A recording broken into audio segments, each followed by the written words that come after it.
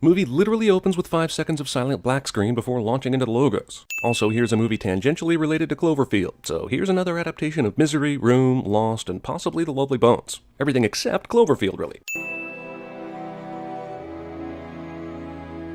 I literally thought there was something wrong with my hearing for the first minute of watching this. The phone says it's 6:26, but her stereo is telling me it's 12:16, which seems like a more reasonable time based on the way it looks outside, but I don't know who to believe anymore.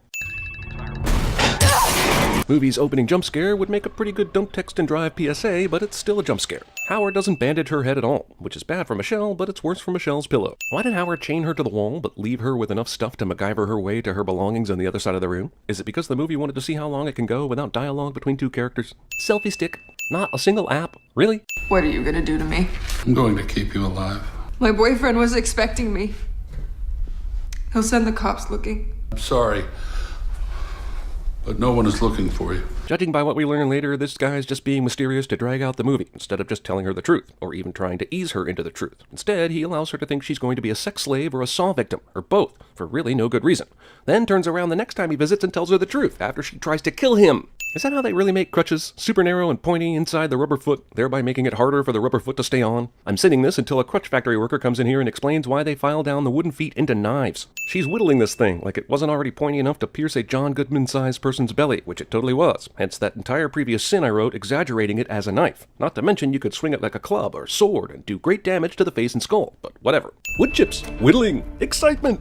Yep, she did all that crutch whittling before even checking her cell for vents and other escape routes. Convenient-ass matches here, since there are only 2 left, but we haven't seen her light a cigarette or anything that would suggest she always has matches in her purse. The only problem with setting a fire in your cell to set off the smoke alarm and get him to come to open the cell is you've got to live through the smoke inhalation long enough. That and the fact that you're banking on the fact that a crazy conspiracy theorist kidnapping dude even has smoke detectors. I looked through your wallet.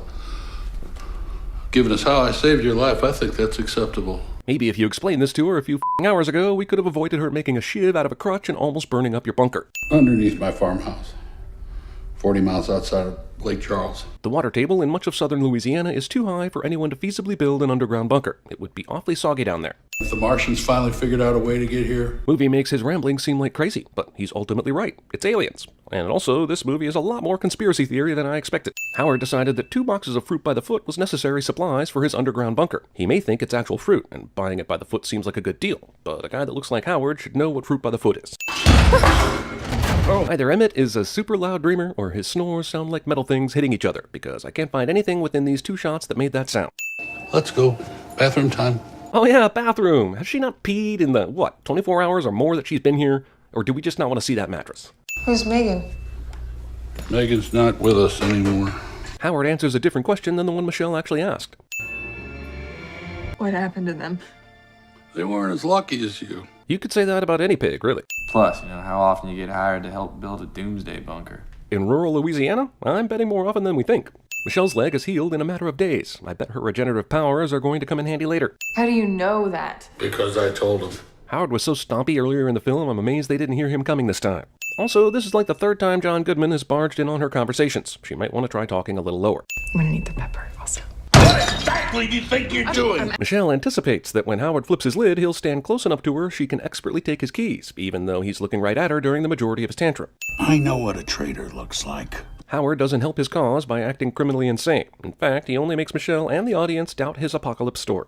And it works! Panicked character struggles to use keys cliché. I know Howard is slow, but Jesus, it seems like these stairs are a down escalator that turned on at the start of the scene. Convenient crazy lady showing up to give Howard's claims validity is convenient.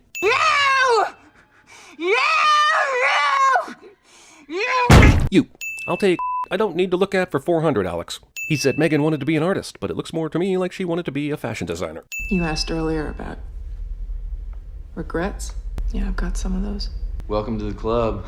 Both Michelle and Emmett are speaking softly to each other, facing in opposite directions, separated by a cinder block wall, and neither one of them has asked the other to repeat themselves because they have trouble hearing. I hope this jukebox also has I've Got Friends in Low Places, so they can keep playing songs that are oddly applicable to their current situation. Movie teases a movie like Cannibal Airlines, only for it to be fake and I can't watch it. The game of life. We're missing pieces here.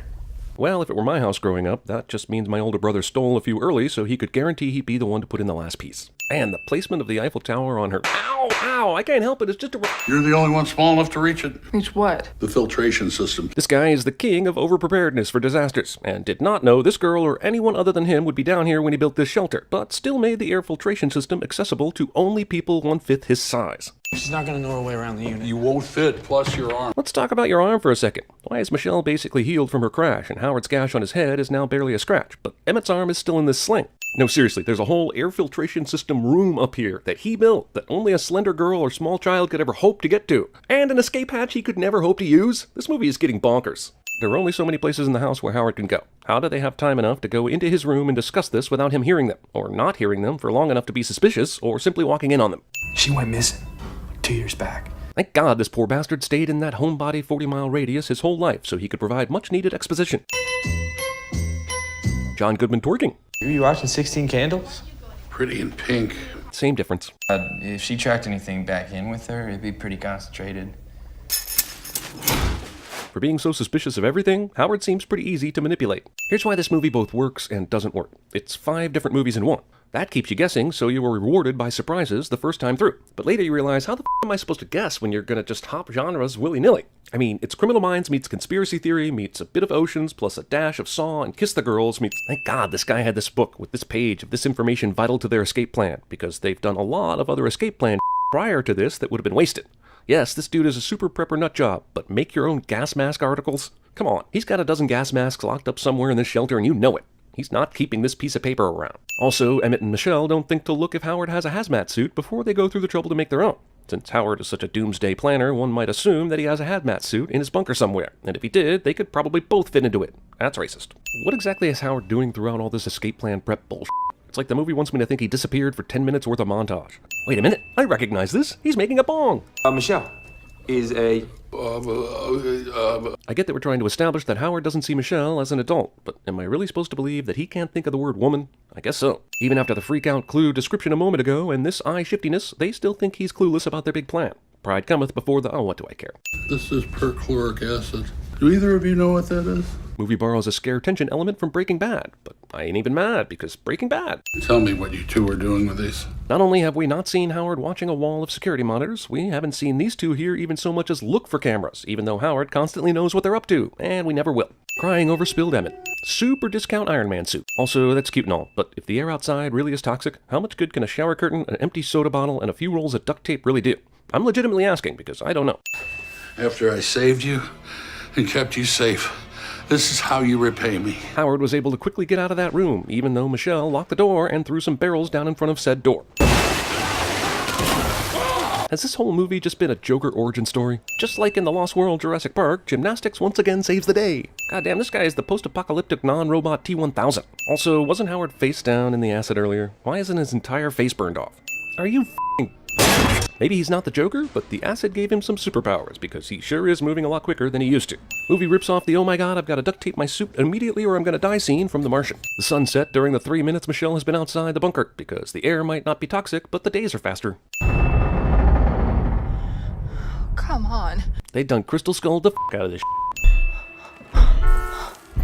Yes, I also saw signs. The shower curtain duct tape cola bottle hazmat suit shouldn't protect Michelle from extraterrestrial gas, but it does. Michelle almost passes out, but is revived by finding a lighter. Note to self, if I'm ever about to be eaten by a flying Sarlacc alien monster, it can be easily defeated by a makeshift Molotov cocktail. Holy Michelle survives this. Conspiracy theorist Howard didn't have a giant antenna going down to his bunker that would pick up these frequencies. There are people in Houston who need our help. It's real nice of the radio lady to tell Michelle about the 2 cities that she can go to right as she arrives at the crossroads for those 2 exact cities.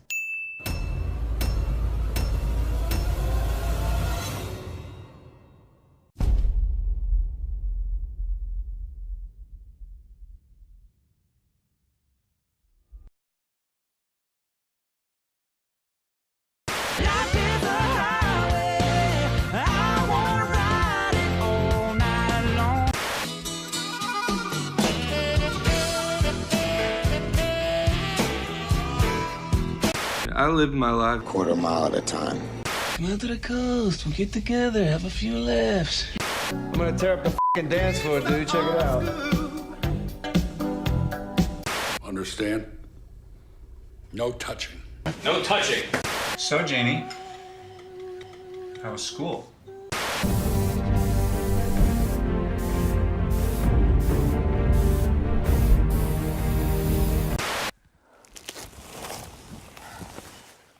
Is there air? You don't know.